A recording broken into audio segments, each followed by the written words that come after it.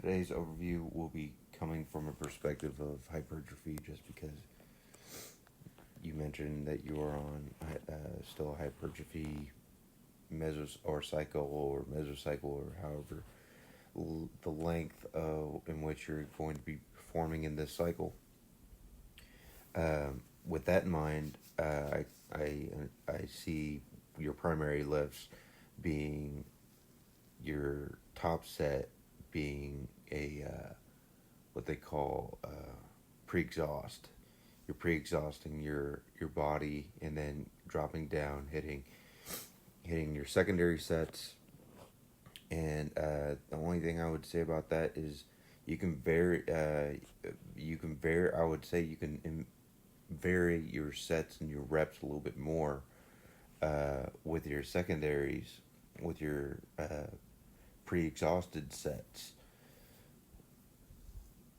Like once you get done with your top set of three at 420, 420, 435 on Monday or on Sunday, then I would hit.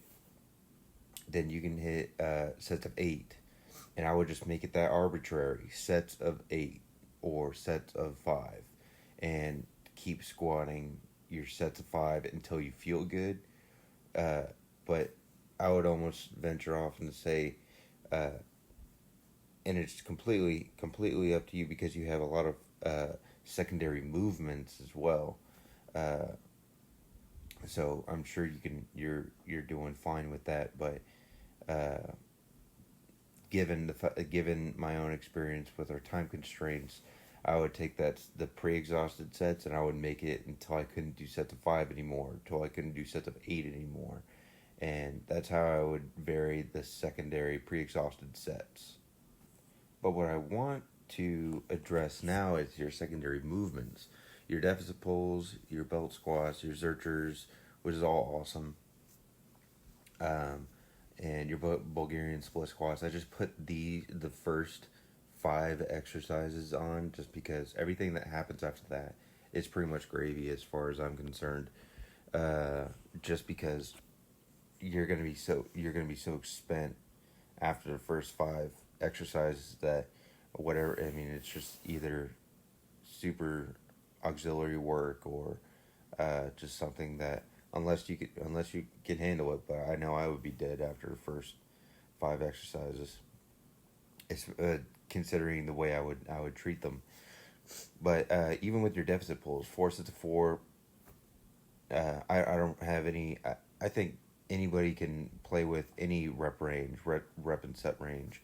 I think the diversity knows no bounds. I think we're only limited to our level of creativity, and so I've never seen four sets of four except for maybe Corte, and it's a program that was on liftwhat.com, but it's no longer liftwhat.com, which kind of sucks. Um, but have at it, man. I would say that I would treat it still like my um, primary exercise, in which I work up to a particular weight, and then I would hit that particular weight for four sets of four, instead of going from 67.5 for a set of four, and then 70 for a set of four, 75 for a set of four, and then 80 for a set of four. What I would do is I would work up to like a 75 ish percent, and I would then hit four sets of four with 75%. If you wanted, and this is all based on you keeping percentages on it. Anything secondary exercise, I don't really keep track of as far as the percentage wise. Like I said before, the only thing I calculate is the primary exercise, and then with the secondary exercises, that's where I'll push either the rep scheme or I'll push the weight. Uh, so then I'll work up to those particular.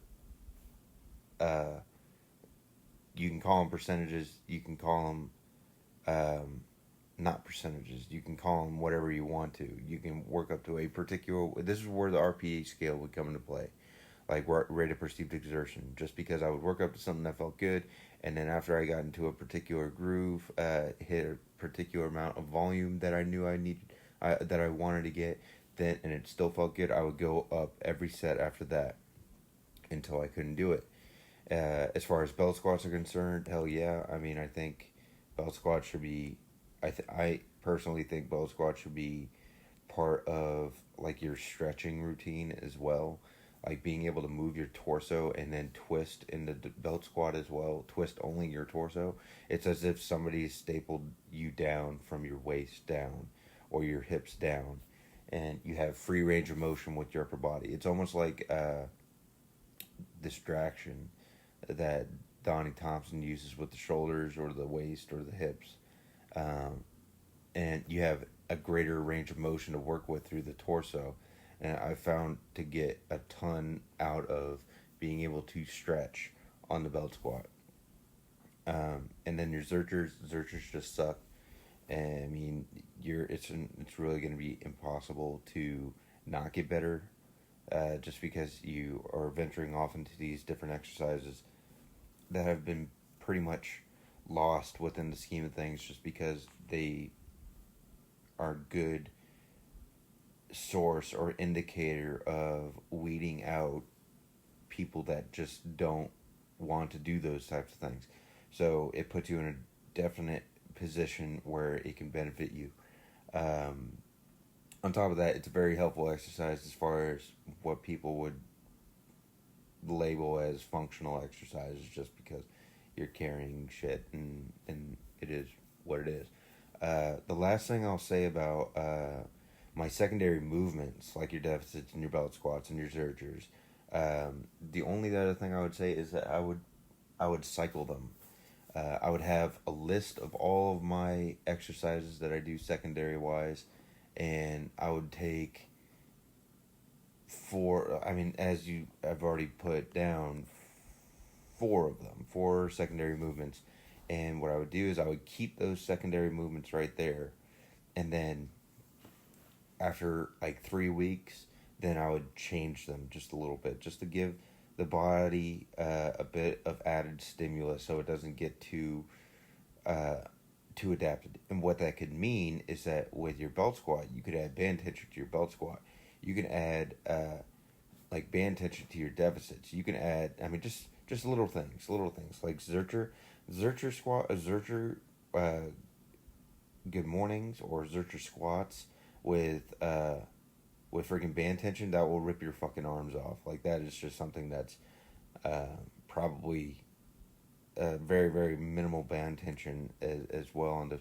But so you can keep the same exercises, but I would change them just like you did with your bench. I mean, your bench looked great as far as speed bench is concerned. I would start fucking with that a little bit, or any number, or any combination of things. As you've already done with your bench, you can change your bench grip, and that is a form of changing or a variable in your exercise. So it's not just the same thing over and over and over again. Even with your deficits, you can go from an inch deficit, you can go from 2 inch deficit. I wouldn't really recommend anything over 3 inch deficits. As far as say you take your Tuesday and you go into your football bar seated rows. I mean, just that's awesome. Going into your tricep extensions with your football bar, that's awesome. Then, dude, if you've never done band tension with a football bar, doing tricep extensions, that will put another perspective on what it means as far as tension is concerned. I know people lose their shit when people bring up band tension, but it's just a different animal, and it's really the reason why even with straight weight doesn't really do anything to me at all. I mean, I can take like 2 weeks just with straight weight and I won't get sore at all from it, and I think it's a great way to condition your body. And what I would do as well, even with your reverse hypers, I would just you can add just micro mini bands to the reverse hyper as well, and I would just sit there at the bottom and just let everything just relax and get into it a little bit, like John Quinton was doing, with just a little tiny flexion of the lumbar spine, and that is it. And then release, and then flex to the lumbar spine, and then release, It just gives you a different perspective on things, and it's really really helpful. And so, which brings up to my final point, I would say, with the reason why I sent you the video with Boris Shaco and Louis Simmons, uh, is that initially your program almost reminded me of Shaco's, of Shaco 29 or Shaco 30 or what have you. There's a lot of Shaco programs out there, and with Boris, he does a lot. Of course, the primary movements, and then he does a whatever secondary movement. Primarily, it's bench, and especially with the programs only specifically, that doesn't mean that that's exactly what they do every single day, or every single program. It's all I only use it all as a general sense in which this is where I can work from and I can expand on. So, but then he'll, after his primary exercise, he'll go into his secondary exercise, and then he'll go back to his primary exercise, and it's always really interesting when those two get together, just because they were talking about how they prep for comps and stuff like that. Uh, somebody like Boris, he'll drop all of the secondary exercises, the auxiliary exercise, the accessory exercise, whatever, and he would just focus on the primary lifts, and which is actually the opposite of what Louis would do. He would drop the primary lifts and he would focus on the secondary or the assistance exercises. Just and I'm slowly getting into that point where I don't even care about my primary exercises anymore. I spend easily four of the 4 days out of the week, uh, 2 of those days I'm working on primary exercises, but all 4 of those days I'm working on assistance exercises. And the majority of the time I'm focusing on them as a primary movement in general, just because I'm going to be healthy for my primary exercises. If I don't prep for the next day, then it's not really going to be helpful for me going into primary exercises, just because I've repositioned my belt, trying to really give it a good chance at a lower belt position, and it's directed more at the psoas area.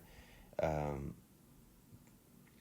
but it's really it just goes back into the idea of health, and if we're healthy through the general physical preparedness, then you will be more likely to get stronger in the long run. So they're in the long run game.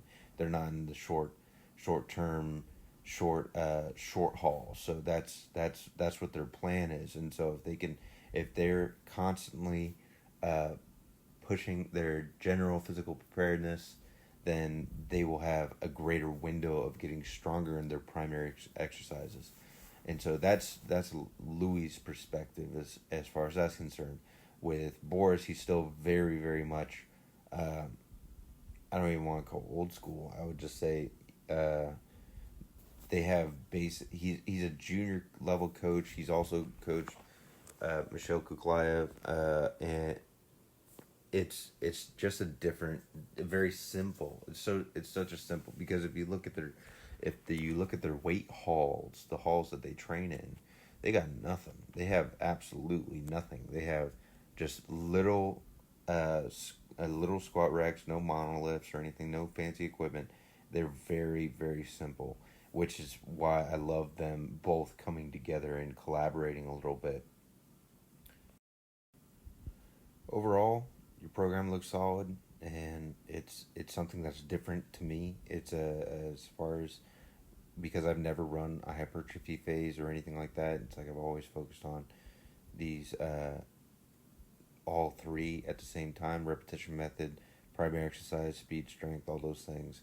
All those things coincide with each other. So this is something that's really different to me. So everything looks solid. Just keep going.